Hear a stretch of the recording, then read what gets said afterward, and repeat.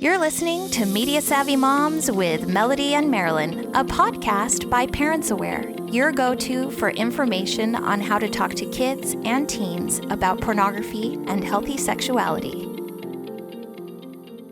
Welcome back to Media Savvy Moms. Today we're going to be talking about something that is so important and yet awkward, I think, for many parents, and that is sexting or the sharing of nudes.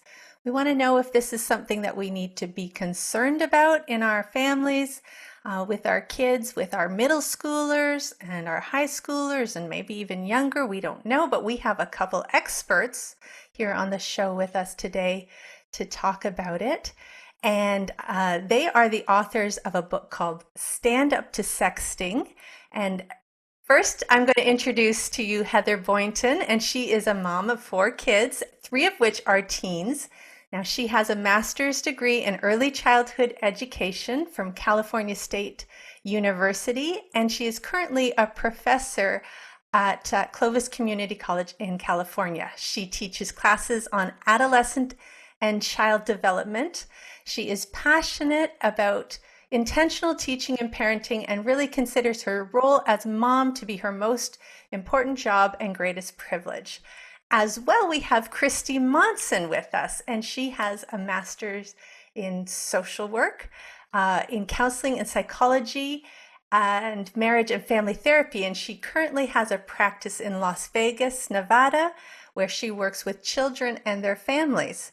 Christy is also teaching continuing education in children's literature. She is the author of numerous books, including the one we're going to talk about today, Stand Up To Sexting. So I'm going to turn the time over to Melody, Christy, and Heather. Thank you, Marilyn. Welcome, Heather. Thank you so much. So great to be here. And welcome, Christy. Thank you. It's wonderful to be here. We're so grateful to have you. This is a tricky topic, and we're excited to talk about not only the problem, but we love solutions, and we come to you, parents, bearing a wonderful solution, Stand Up To Sexting. It's a great book. We've sent it to some of our parents to get some reviews. We got great reviews back, and we're going to do a giveaway. So if you are interested in this book, you listen to Christy and Heather talk, and you're like, I want it, check out the podcast notes and we'll get you a copy. So without further ado, I'm going to have Heather and Christy introduce themselves a little bit more and get them talking because Marilyn and I have just been talking. So Heather, tell us a little bit about yourself and your kids and what inspired you to write Stand Up To Sexting. Awesome. As was mentioned, I am a mom right now to 4 kiddos. We are in the trenches right now with a 16-year-old, a 14-year-old, and a 13-year-old. And it is busy. It is a interesting time, made even more interesting with all the changes that are happening, again, with technology, and then also just with the year 2020. So I did mention that being a mom has been the most humbling and challenging and rewarding experience. One of my favorite things about teaching at the community college, where here in California, is getting to share just some of the things that just you learn as a parent from going through the process. This book was kind of, for me, birthed out of an experience that my daughter, who at the time was a freshman in high school, she had come home from school on one particular day and talked to me about a situation that happened in the bathroom at school. And she had gone into the restroom, had come out of the stall, and found one of her friends who was kind of off to the side and looked visibly upset. And she was looking through her phone, and she asked her friend what was going on. And her friend told her that several boys were requesting nudes of her. And it turned out that this was actually a competition to see who of these boys who were on a given sports team could get the most. And the girl didn't know what to do. I think this is one of those moments that I dread most as a parent, is that one of my children comes to a major crossroad in a decision, in those big decision making moments, and feeling like they can't come to me. And that was the case for this friend. She over and over said, just please don't say anything. I cannot tell my mom this. And that's why we wrote the book. And that's why I feel so passionate about it, is I think we have to foster conversations between parents and kids early. Ideally, that happens before a lot of these situations arise, when we have had those awkward conversations, or and we form those relationships. I think it really makes a big difference when they do come to these crossroads. Sure, absolutely. And we'll come back and touch on a couple of those things that you were talking about. The boys collecting these like baseball cards, not cool. And the need for open conversation. It's something that we talk about a lot on our show, and we love that you created a tool to start those open conversations. That's exactly why we love this. So, Christy, we'd like the same from you. Could you tell us a little bit about yourself, your family, and what inspired you to write this book, Stand Up To Sexting? Yes. I'm at a little different place in life than Heather is. I'm a grandmother. My kids are all raised. I have 6 children. We have 6 children, and they're all graduated from college and off on their own now. But one of the things that was important to me is I have 7 granddaughters that are teens, tweens. And so this was important because they all relate very differently to the world. And so I just felt like it was important that this be out there, because I've had similar experiences with some of my kids. I have a grandson he had a scholarship and had gone off to college. And he received a sex message, just scrolling through his phone one night, and received a sex message from a girl wanting a semi-nude picture of him. And he sent it. And so then this girl immediately replies back, "I want $500 from you, or I'll post this message on your social media." Well, he was very embarrassed because he's a conservative kid. And so fortunately, the family was good, like Heather's was. The communication was open. So he called his dad and said, "Dad, what should I do about this?" And so they were able to get a lawyer and follow through with this so that he was protected and things were taken care of. But it's scary for these kids if they're out there and they don't have anybody that they can talk to, and they don't know what to do in these situations. You're bringing up such great points. I talked to a parent a long time ago before we started Media Savvy Moms who said, we don't know what we don't know. And that's what's scary for us as parents in a digital world, is that there are all these things out there and we know we should be afraid, but we don't know what they are. And so I love having experts like you coming on and talking about specific, really niche-y things, because we're going to talk about sexting and sharing nudes today, and we're going to explore it all. We're going to talk about all the scary things. One of these issues that you just touched on is there are lots of different reasons for texting and sharing nudes, and you both hit on 2 of them, bam, right out of the gate. There's this aspect of blackmail that's coming along with sharing nudes. There's a specific term for it I've heard used. Are we talking about sextortion? Sextortion. That's the one. Yes, sextortion. Thank you, Marilyn, for chiming in. So sextortion is one. There's this aspect of boys collecting girls and for volume. So they just, how many can I get? In Canada, it'd be hockey cards, right, Marilyn? So baseball cards, hockey cards, if you want to use that analogy to get a better idea of what we're talking about. And you both brought up, too, the age groups we're talking about here. It's very broad.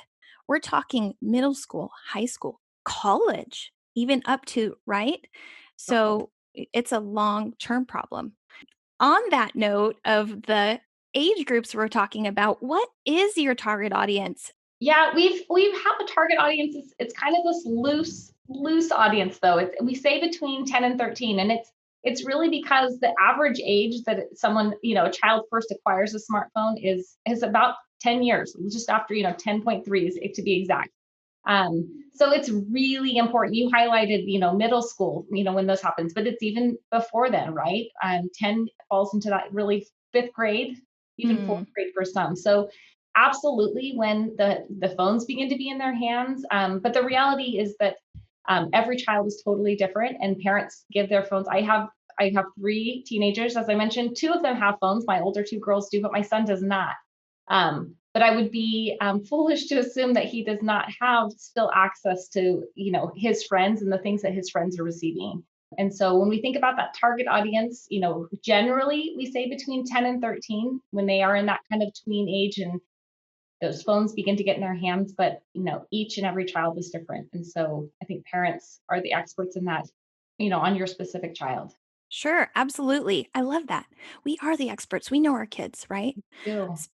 Speaking from personal experience, I have a child under 10 who doesn't have a phone, but we are still talking about sexting because we want to start the conversation early. Hopefully, we're talking about things before they encounter it. Not only that, because if they don't have a phone, their friends might. Oh, So talk to them about what if they see their friends receiving nudes? What if they're like your daughter, that they come across a friend who's having a problem and they don't know what to do? They'll be there to give them advice, right? exactly. All right. So moving on, Christy, I'm going to shoot this one at you. So boys versus girls. I'm glad that you brought this up kind of already, but this is not just a boy problem or not just a girl problem. And I'm gonna pick your brain. Kind of, I love that you're on here as a grandma, as a mom, and as a clinician. So talk us through this a little bit about the victims and perpetrators, boys versus girls, and some advice for parents of boys and some advice for parents of girls. I would love to talk about that. Do you mind if I just hop in and just put a couple of comments on what you guys already talked about? Of course. I would say the age range. I would broaden the age range of the book just a little bit and put it into the high school. The kids are starting to get boyfriends and girlfriends by that point, and we have an example of boyfriends and girlfriends. And so sometimes these middle school kids, at least some of my grandkids, are too young to, they're going to just blow off the boyfriend girlfriend thing. That's not me. That's not going to bother me.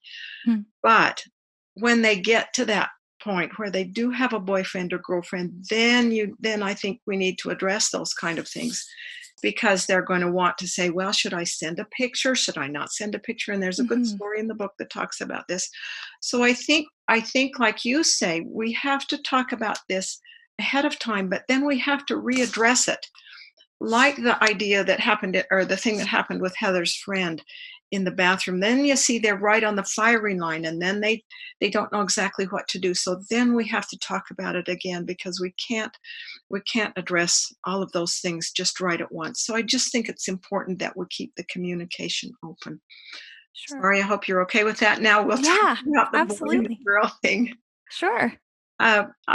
This grandson in college, this was just blindsiding for him, because he was so embarrassed and didn't know what he was going to say to his parents about this, about being sextorted with this picture. But the parents had a good enough relationship with him that he could go home and say to his dad, I'm embarrassed to talk about mom with this, but will you help me with this problem? And Mhm. of course, then mom was included in, and it was helpful. Boys many times will put themselves, like you've said, with the the uh, the collection of pictures, I guess I'll say, put themselves in a power position where they're going to see how much of this they can collect, or how much of this that they're going to get. Where girls, on the other hand, are more connecting with each other, and you'll find incidents like we have in the book with the girl who was shopping, and she just wanted to show her friend a picture of her new bathing suit, and so she texted a picture, and then that one got out of control. Oh, yeah. So the girls are more connecting, where the boys will see if they can set up a contest. The other thing that I've noticed, at least with the kids in my practice, is many times the boys will end up at a party where there's drinking. And so some boys can stay away from it and stay out of the action and not be part of it. I had a little boy that was in my office not too long ago, that was just disgusted by the whole thing and wanted a ride home. So he called his mother. He didn't have his license yet. And he called his mother and said, I've got to get out of here. Come get me. And she did. Girls, on the other hand, in a situation like that, may say, oh, I don't want to hurt anybody's feelings, or it's kind of cool to be with these kids. Maybe I'll stay. And then they end up in the pictures as a bystander, but they're still in the pictures. And so if the police are called in or there is any extortion in anything like that, there they are in the pictures because they've been trying to do the connection and trying to stay involved with the other kids. I don't know if that answers your question or not, but that's great. That's great perspective coming from a clinician who's seen different situations, real situations coming in real stories. Thank you. Thank you for sharing your perspective. So we've had a great conversation so far. We've talked a lot about the problem and these issues, and it's scary. And we're going to take a little break. And when we come back, we are going to talk about solutions. We're going to talk about the book. We're going to talk about tips for parents. So hang with us. We'll be right back.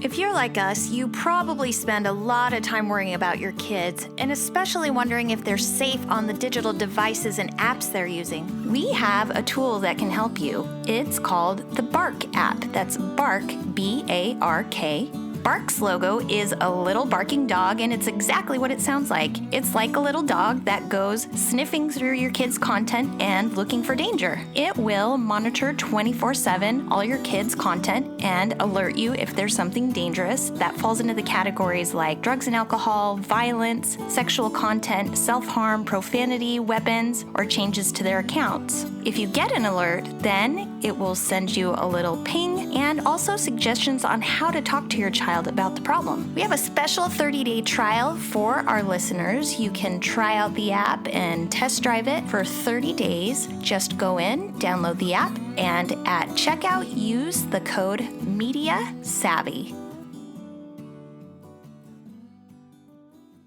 And we're back, and we are talking with Heather Boynton and Christy Monson about their book, Stand Up To Sexting. And in the first part, we were talking about the scary stuff. But this is not a scary book. This is a very approachable, very beautiful, very colorful, very family-friendly book. And so I'm going to get Heather to tell you about the book and kind of how it's organized and what it looks like.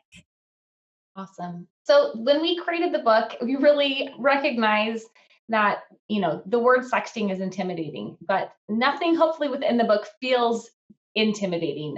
Even the visuals that we've created, we've tried to make them very inviting and friendly. And the way that the book is set up is it's outlined into chapters, but not chapters that are like you'd find in a real heavy research book, right? They're practical examples of the different topics that we bring up. And each, this book is not meant to be read from cover to cover. It's really something that you can take, individually with your child. So some of the topics are things that you need to know about sexting. What if someone wants me to participate in sexting? How to avoid being a sexting victim. And in these individual chapters, we kind of give an overview of the topic. We give a specific story that ties to that topic. And then we actually give questions for parents to kind of work through with their child. So kind of a Q&A that you can have with your child.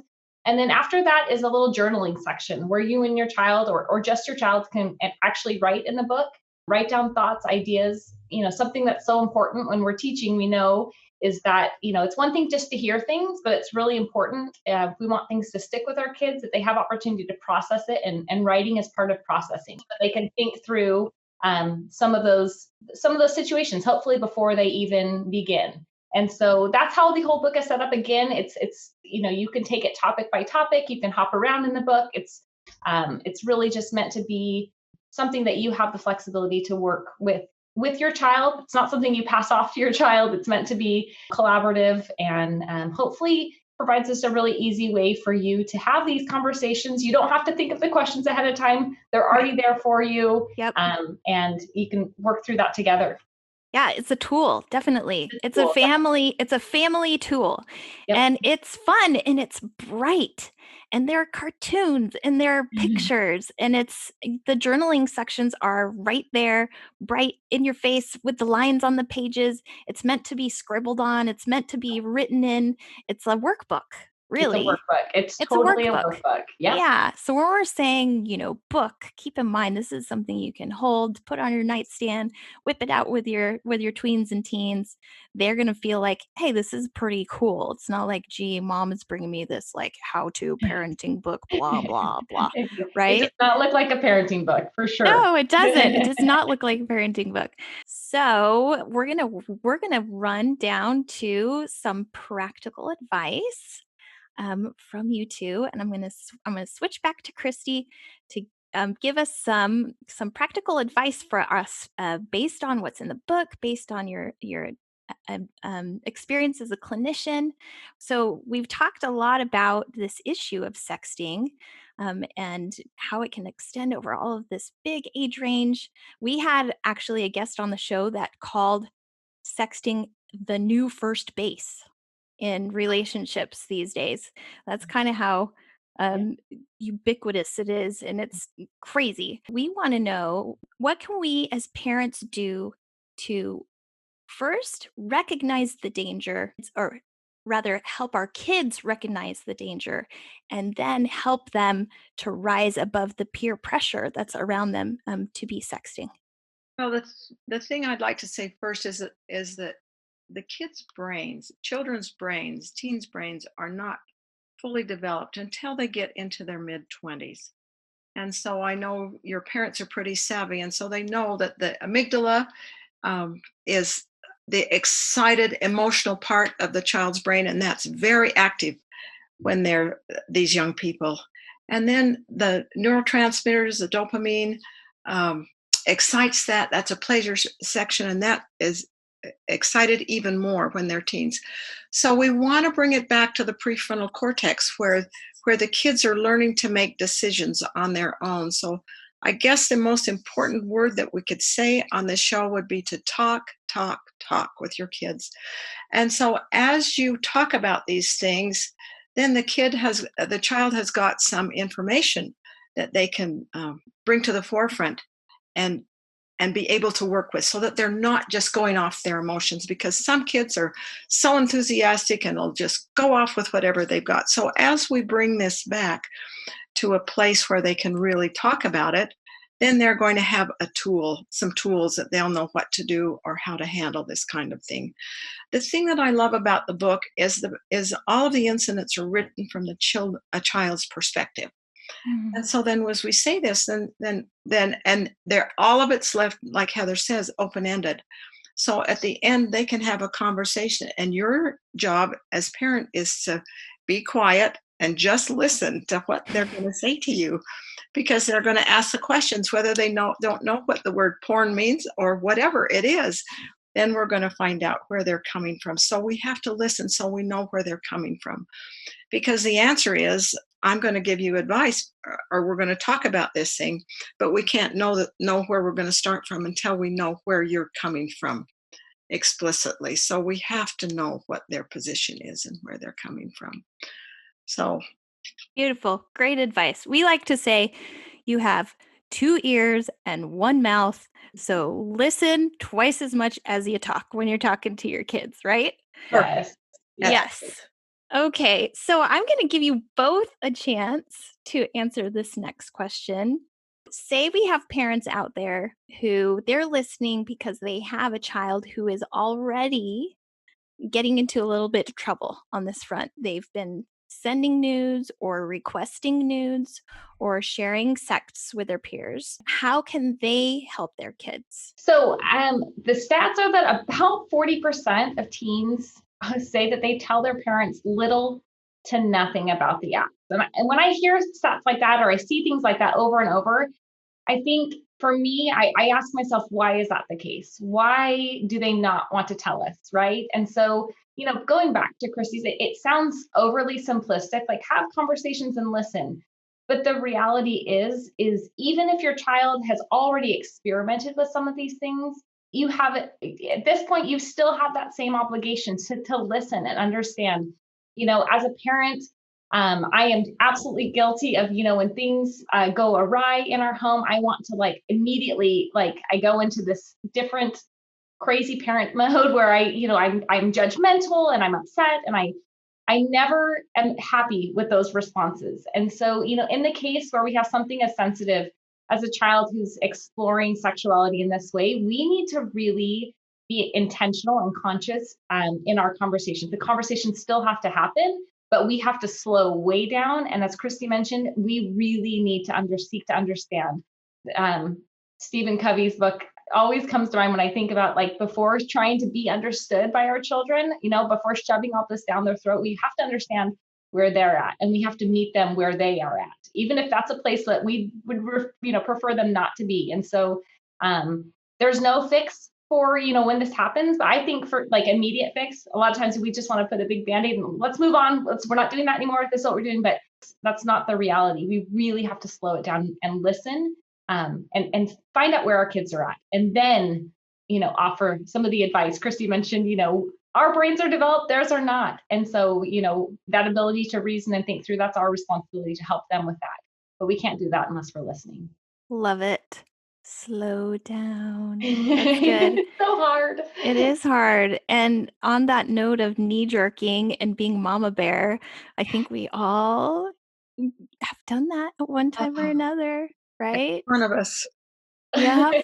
We have our show, well, a few. Laugh, Relax, and Carry On is and I panicked when my child saw porn. Now what? Right?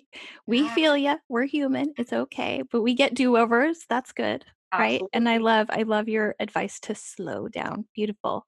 All right, Christy, take us there. What do we do if our kids are already getting in trouble?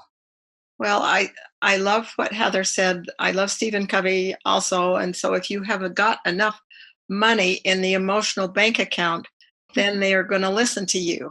And so I love everything he says. So there's another point I think we need to do. Just like Heather mentioned, you take them to lunch and visit with them. And the thing that happened with this college kid and his dad and he had a good enough relationship that he could call his dad and say, help, I'm in trouble. What am I going to do? Mm. And so when they have, and then sometimes you're scared together. There's a little story in the book about a girl who was going to meet a friend in the park and see an American Girl doll.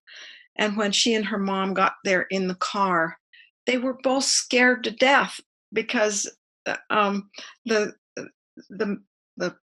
perpetrator, I'll say, was supposed to be a girl, was a 50-year-old man with the doll. And so sometimes we're scared to death, and sometimes we're disappointed in what happens or sad. But we have to be real with our emotions. I just think that's important. And then we just need to talk about it and help them to know that we all mess up. I mean, I'm the first one to say, hey, I've messed up. I'm sorry. I was the mama bear right there, and I should back off a little bit. And I'm sorry. I'll pull myself back. I think as we are real with them and show that we're fallible and not perfect, then they're going to be okay to come and talk to us. So we gotta be real. I guess is a good word for me. I love it. We just had Creed come on from Reach 10, and we did the show What Teens Want Parents to Know, and we also had Dr. Moz come on, and same thing from her college students. They said they want vulnerability. They want their parents to be real. They want us to be able to be reachable. And here we go again. It's great when we have these repeated messages to our parents. So thank you. It's perfect. All right, we're going to turn the time back over to Marilyn. She's going to give us a little recap. Thank you. I love listening to the discussion. And I know that we've only been able to scratch the surface of what is in the book and why you've each taken the time to write this book. But that just gives our listeners more opportunity or more reason to go and get the book themselves. Open it up. You will love it. But to recap, we talked about the importance of being at the crossroads of our kids' lives. And our kids are going to experience some really challenging things, especially among peers. We talked about bullying or the pressure to send a sext, and a kid that didn't want to talk to her parents. And then we talked about sextortion and the difference of a young boy who was willing to go to his parents because he knew that they would listen. We talked about the age that this book was written for, and that every child is different, but that when our kids get a smartphone, they can really easily be drawn into the culture of sexting. But we need to broaden that. We need to think about when our kids are older and they're into romantic relationships, how that might affect them, or when they're younger and they don't have a smartphone, how they might still be drawn in and exposed just by being among peers. We talked about the difference between boys and girls, and we found this very interesting, that boys often put themselves in a power position. We talked about collecting sex or collecting pictures, but girls are usually more concerned with connecting, and that might mean looking for likes and shares on social media, but it can easily get out of control, or they can find themselves in situations which are dangerous, but they don't feel like they should leave when they really need to. So that's something to consider if you have girls or if you have boys. We talked about the book, that it's not a scary book at all, even though the topic is scary, that it really is approachable, and that the stories included are written from children or teen perspectives, and that your kids will relate to it. And then we got practical advice, and I will just sum this up as talk, talk, talk. As well as, and this is almost contradictory, listen and be quiet. That's the two takeaways. So keep the conversation going with your kids, but allow them time to talk. And then, so important, what if your kids are in trouble? And the advice was to just slow down. I think this is a reference to Stephen Covey, is to keep that money in your emotional bank account. Take your kid to lunch. You might freak out. We talk about that a lot on the podcast, but acknowledge that you're scared with your kids. Be real with them, be vulnerable. And there you go. So we're going to turn it back to Heather and Christy. And I think it's Heather that's going to give us our challenge for today. So my challenge for you is kind of what we already talked about. We talked about asking and listening. One thing that I do with my kids, I was mentioning that, when I go to school, back when school was in session, when I pick them up from school or when they get home from school, I would ask them, of course, the contrived question, how was your day? Quickly followed up with, what new word or words did you learn today? And now that we're learning virtually, we're home together all the time. So we've changed a little bit. And we go on dates. I will say that I took my son to sushi yesterday, and the question or the word that was shocking to me that came up was he didn't know what porn was. Despite lots of conversations about pornography that we've had as a family, he hadn't made the correlation between porn and pornography. And so those are the times, those are the opportunities when stakes are low. I feel like food just always helps things anyway. Yes. It just made for a really natural conversation. And I could tell him, oh no, we've already talked about that. Porn is pornography. And he had this light bulb eye moment, oh my gosh, you're kidding. I know what that is. But again, those conversations. So if you're learning virtually, go on a date this week, go do something with your child. And if you're not, make sure to think about asking them, what words did you learn today? You'll be shocked. Perfect. Beautiful. Great advice. Super practical. All right. Go on a date with your kids. Thanks so much for joining us today, Christy and Heather. We hope you enjoyed this episode of the Media Savvy Moms podcast. For detailed show notes and links to any of the resources mentioned today, visit parentsaware.info. To connect with us on social media, find us on Instagram at Media Savvy Moms and on Facebook and Twitter at Parents Aware. We would love to get your feedback. Don't forget to subscribe and leave a review wherever you listen to this podcast. Until next week, let's keep talking.